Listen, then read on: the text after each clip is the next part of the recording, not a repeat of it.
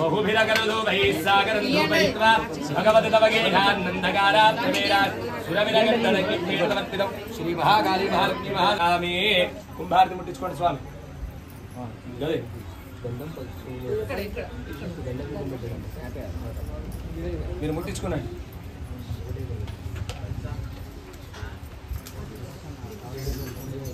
महादिगणकपात्रे स्थापयित्वा विधालान् तमनसविजरूपान् गन्धकारा प्रवीरान् सुरविरगन्धदयुक्तेर्तरपितो श्री महाकाली महालक्ष्मी महालक्ष्मी महाराज ఏనుగుడిగాదేవతాభ్యో నమః. సరిగ్గా కూర్చోనండి. నైవేద్యాల మీద కొబ్బరికాయల మీద నీళ్లు కలిపండి. భీమరూపాయ భూయిత రూపదౌభాగ్యద అందేరాం ప్రతిష్టామహాశ్రయ ఖడ్గంబానంగలాం శూలం శంఖం చక్రం భుజండిగో హరిహంగార్ముఖం చేతం విశ్వేశస్త్రమండల ఏషాదావైత్రమ హిమాలయ మహాకాళీ ప్రత్యయ ఆకాశవీక్షణే జగదం జగదంబ సుఖీ గురు.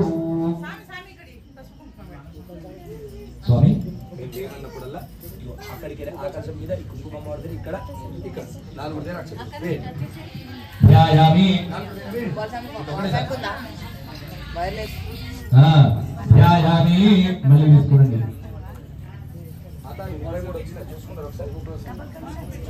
పరాంభాస్వరూపశ్రీ మహాగౌరీ దేవతాభ్యో నమః. షడ్రసోపేత నైవేద్యం నివేదయామి. సత్యం వర్తేన పరిషంచామి. అమృతమస్తు అమృతోపస్తరణమసి. అందరూ కూడా చేతులు జోడించి అమ్మవారికి అక్కడికి వెళ్ళి మెల్లిగా నైవేద్యం 5 సార్లు చూపించండి. ఓం ప్రాణాయ స్వాహ అపానాయ స్వాహ ధ్యానాయ స్వాహ ఉదానాయ స్వాహ సమానాయ స్వాహ బ్రహ్మణే నమః. నైవేద్యం నివేదయామి. చెంచలో నీళ్ళు తీసుకోండి. కూర్చోండి. మీరు కూర్చోండి. పానీయం భావనం గంగాది ధరుణోద్భవం హస్త ప్రక్షాళనం దేవం గృహాన ముఖజోదనం. మాతకు చూపించి ప్లేట్లో మాతలు ఎవరైనా మంగళహారతి తెచ్చినటువంటి వాళ్ళు ఉంటే తీసుకొని ముంగటి వాళ్ళకే అప్పచెప్పండి. ఎందుకంటే వెనకాల వాళ్ళు పట్టుకుంటారు అనుకోండి, ముంగట కొంగు ఉంటుంది కాబట్టి వాళ్ళకి అప్పచెప్తే వాళ్ళు పట్టుకుంటారు కదా. మనం చైన్ సిస్టమ్ అందరూ పట్టుకుంటారు. ముంగట ఉన్న వాళ్ళకి అప్పచెప్పండి.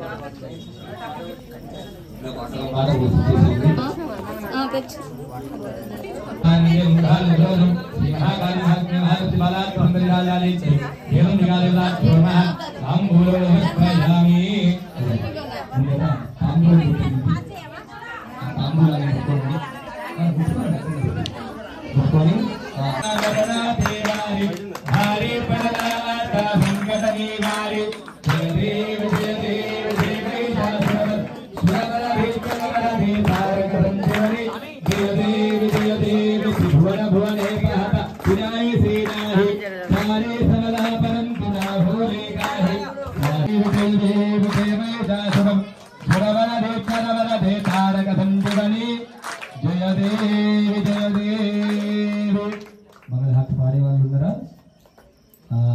స్వామి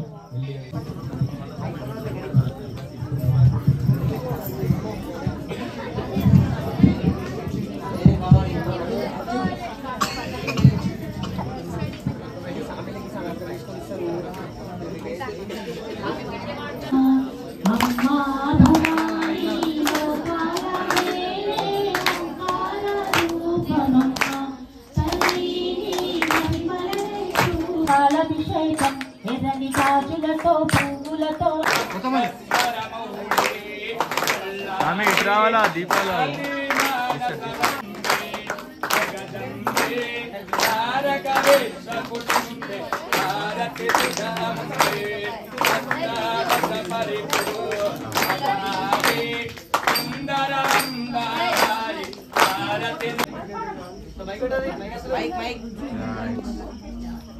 మైక్ రాస్తాం గట్టి వాడాలి గట్టిగా వాడు. మంగళంబులు గుణగరావమ్మ ముజ్జగంబుల గన్నమాయమ్మ దేవాదిదేవి మంగళంబులు గుణగరావమ్మ ముమ్మూర్తుల శక్తి నీవే ముగ్గురంబుల మూల నీవే ముమ్మూర్తుల శక్తి నీవే ముగ్గురంబుల మూల నీవే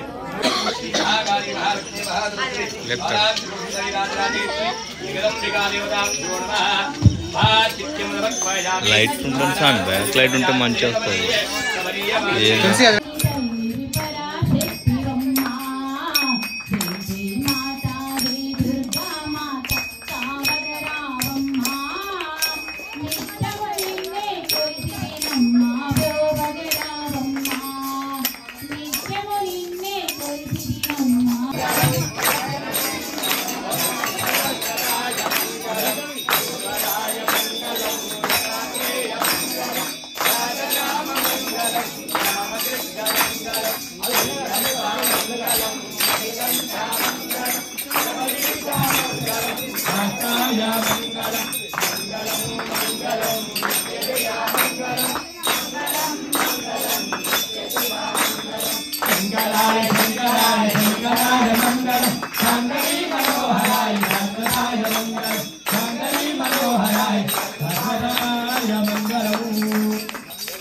विश्ववारिणी माता की बोल भवानी माता की देहमुनु अंदमगा तेसमंते भला त्रिपुर सुंदर जयकुनु नारते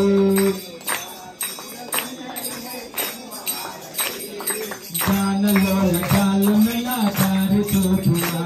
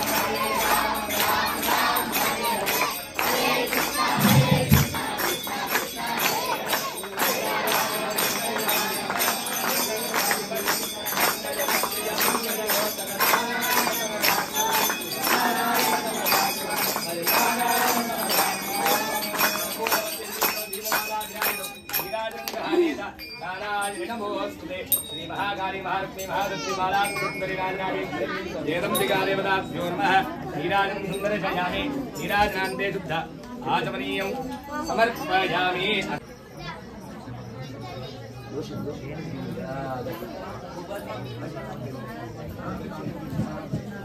అమ్మా మాతకు దేవాలని స్వాగత దేవాలని మీ చేతిలో ఉన్నటువంటి పుష్పాన్ని ఒడిలో పెట్టేసుకోండి. ఒడిలో అంటే ఈ ఒడి కాదు, ఒడి పెడితే వల్ల రాదు, పైన పెట్టుకోండి. మళ్ళీ అమ్మవారి దగ్గర వేసేటప్పుడు ఒక పక్కకు పెట్టుకోండి. అందరూ కూడా మాతను చూస్తూ దోషం పెట్టండి. అమ్మ చెంచాతో నీళ్ళు పోస్తే నేను చెప్పే మంత్రాన్ని అంటూ ఉండండి.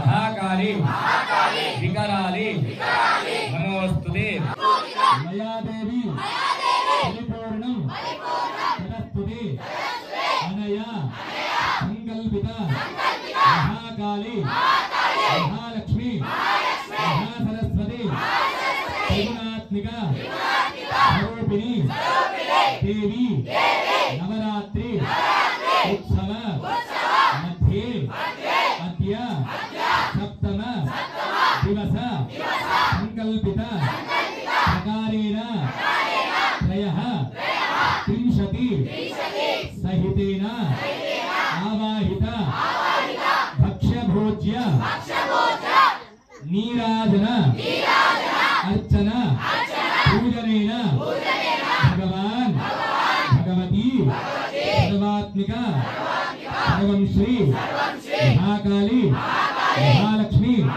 महासरस्वती चंडिका प्रियंता जगदंब विश्वपालिनी माता की बोल भवानी माता की అమ్మవారి నవరాత్రోత్సవాల్లో భాగంగా ఎన్నో రోజు 7వ రోజులో సందర్భానికి మనము విశేషముగా ఈరోజు అవతారం ఏంటిది? మహాచండీ అవతార స్వరూపమైనటువంటి అమ్మవారికి శాంతం కావాలని చెప్పి. చండీ స్వరూపం అంటే ఏంటిది? ఘోరంగా ఉంటుంది, కొంచెము భీకరంగా ఉంటుంది. కాబట్టి అటువంటి అమ్మవారిని పిల్లల మీద దయ చూపి శాంతం కావాలని చెప్పి 33 రకాల నైవేద్యాలు సమర్పణ చేసినాం. ఎందుకు సమర్పణ చేసినాం? పెట్టినాము, నైవేద్యం పెట్టినాము, మళ్ళీ మా పొట్టల పడ్డది నువ్వు పోయినాం, ఇది కాదు. అది ఎందరో కొరకు పెట్టినాము? పెట్టినటువంటిది అమ్మవారికి ఇటువంటి పదార్థాలు అనగా చాలా ఇష్టమైనటువంటిది. ఎట్లా ఉంటుంది అమ్మవారికి ఇష్టమైనటువంటిది అంటే వివాహ భోజనంబు ఇంతైన వంటకంబు నాటి ముందు, ఆ విధంగా అమ్మవారికి మనమందరం తినేటట్టు ముందు ఎవరు తినాలి? ముందు ఎవరు? అమ్మవారు. కాబట్టి మనకు దసరా ఉత్సవాలు, అవునా?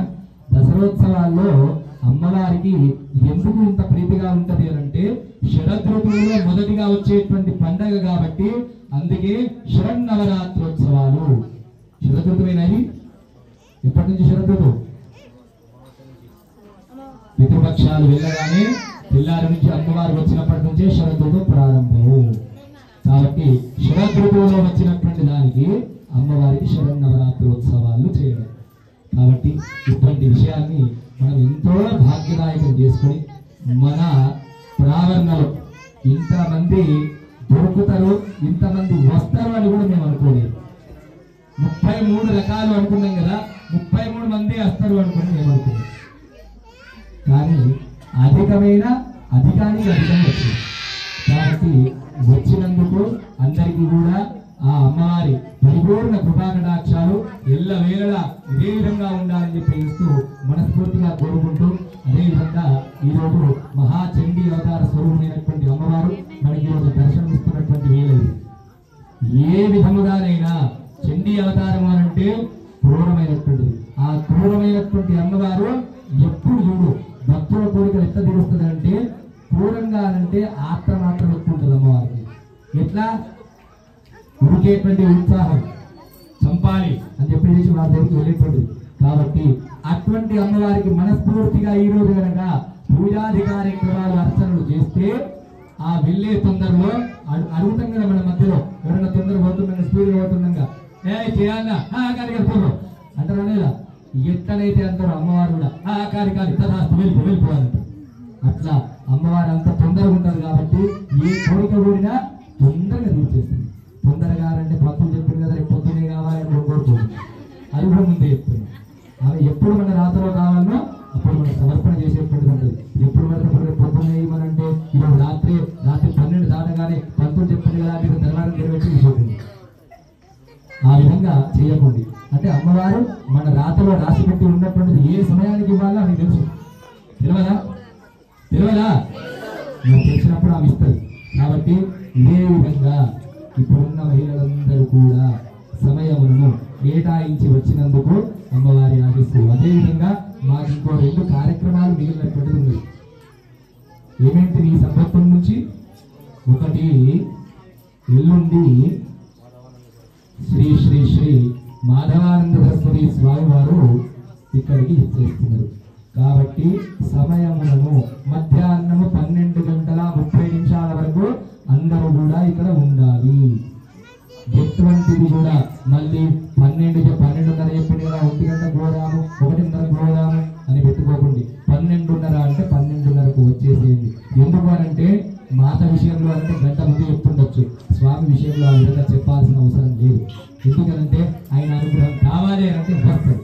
చెప్పిన మొన్ననే అటువంటి మహనీయులు దొరకడం అంటే చాలా అరుదైనటువంటిది. మన ఎల్లారెడ్డికి వస్తున్నారు, రావాలన్న ఉత్సాహం ఆయనకున్నది, కానీ రానివ్వనటువంటి వాళ్ళు మన ఎల్లారెడ్డి. ఆయనకు ఉత్సాహం చాలా ఉన్నది, కావాలి ఎల్లారెడ్డి కావాలి, ఎల్లారెడ్డిలో మేము కూడా చూడాలి, ఎల్లారెడ్డిలో ఉన్నటువంటి సోదరులకు అప్పచెప్పాలి, ఉన్నటువంటి భక్తులకు కలవాలి. ఏదో ముందుకి రావట్లేదు. ఈ విధంగానైనా ఈ విధంగా వీళ్ళు అడిగిపోలేదు, ఈ సభ్యులు అడిగిపోలేదు అని నాకు అవన్నీ అవసరం లేదు. మీరు నవరాత్రోత్సవాల్లో మా దగ్గరికి వచ్చి ఉన్నటువంటి భక్తుల సముదాయానికి నేనున్నా అని మీరు చెప్పిపోతే చాలు, వాళ్ళందరూ మళ్ళీ వాళ్ళే వస్తారు, వచ్చే సంవత్సరం వాళ్ళే చూసుకుంటారు స్వామి అని చెప్పి. కాబట్టి ఆలోచించి వచ్చే రేపు ఎట్లయినా పెద్ద బతుకమ్మ, రేపు ఆలస్యముగానే పూజ కార్యక్రమం అవుతుంది. ఎన్ని గంటలకు పెట్టుకున్నాం పూజా కార్యక్రమం? 9 గంటలకు పూజా కార్యక్రమం పెట్టుకున్నారు. రేపు అలంకారాలు ఏవి ఉన్నాయి, ఉన్న అలంకారమే ఉంటుంది. ఎందుకంటే మీరు ఆ పెద్ద బతుకమ్మను వదిలేసి ఇక్కడ నచ్చి ఆ గంట సేపు కూర్చోవాలంటే కూడా సుధాయించదు. కాబట్టి రేపు అలంకారం ఏమి తీసేటువంటి ఉండదు, ఉన్నటువంటి దానికి ఒకసారి పూజలు చేయడము తొందరగానే ముగుస్తుంది. కాబట్టి ఆలోచించి సమయానికి వచ్చి అమ్మవారి ఆశీస్సులు పొంది వెళ్ళండి. మరి అదేవిధంగా దసరాకు ముందు రోజు ఏ రోజు వస్తున్నది? దసరా అంటే బుధవారం నాడు వస్తుంది. బుధవారం నాడు మనకి ఇక్కడ దీపోత్సవ కార్యక్రమం సాయంకాలం వేళలో ఉంటుంది. అంటే ఈ సమయం వరకు దీపాలు ముట్టించినటువంటి మంగళహారతులతోటి అమ్మవారికి అర్చన ఉంటుంది. కాబట్టి నీరాజనార్చన ఈరోజు అయిపోయినది. నీరాజనార్చన అంటే ఎన్నో అనుకుంటున్నారు, కానీ చేతికి అందిన నీరాజనమే నీరాజనార్చన. మనం అనుకున్న సంఖ్య కంటే దానికంటే అమితంగా ఇక్కడ జరిగిపోయింది. నక్షత్ర హారతి ఇచ్చినాం, దాంట్లో ఎన్ని ఉంటాయి తెలుసా? 27. అది కాగానే ముందస్తుగా 33 దీపాలతో హారతి ఇచ్చినాం. అవి నేను 27, 33 ఎంత 60 60 మంగళహారతులు అయిపోయినాయి. అది కాగానే మధ్యలో పుష్పాండ హారతి, ఈ హారతి అయింది. ఈ 2 కలిపితే 62. కర్పూర హారతి ఏమైనా మొత్తం కలిపి 63 మంగళహారతులు ఇచ్చింది. అర్థమైందా? ఇప్పుడు ఆ విధంగా అమ్మవారి సమర్పణ రోజున ఈ విధంగా అమ్మవారికి సమర్పణ చేసినావు కాబట్టి ఎటువంటి కోరికలైనా ఏవి అయినా ఎవరు కూడా అందరూ కూడా ఆత్రపడకండి. మీ అందరికీ చాయిస్, మీ అందరికి పుష్పం వచ్చిందా? ఆ పుష్పము ఎవరు కూడా ఆత్రపడి తోసుకొని రాకుండా ఆ ముంగట ఏమీ కదలనియకండి. మెల్లిగా అందరూ లేచి ఈ ముంగడికి వచ్చేసేసి ఇక్కడ వేసినాక నమస్కారం చేసుకొని మీరు బయటకు వెళ్తే ఈ అన్న ప్రసాదాలు కూడా బయటకు వస్తాయి. మీరు పుష్పాలు వేయండి, లాలిపాట వాడడం నాకు ఇష్టం లేదు. ఎందుకంటే అమ్మవారు వందనంటే మన పుష్పాలు వేస్తే వేస్తారు. కాబట్టి మీరందరూ పుష్పాలు వేసినాక స్వాముల భిక్ష శాస్త్ర అయిపోయినాక మేము వాడుకుంటాము. ఎందుకంటే అమ్మలకి ఇంతకంటే ఎక్కువ ఇబ్బంది పెడితే రేపు పొద్దున బతుకమ్మ ఉన్నది, పంతులు ఇంతసేపు చేసిండు, రేపు పొద్దున లేస్తామా లేదా ఎట్లయితుందా అనేటువంటి ఆలోచన ఇక్కడికి వెళ్ళి ప్రారంభమైంది. కాబట్టి అటువంటి వద్దు, నమస్కారం చేసుకుని అందరూ కూడా వెళ్ళవచ్చు. చిన్నగా మనం ఒక భజన కార్యక్రమం చేసుకుని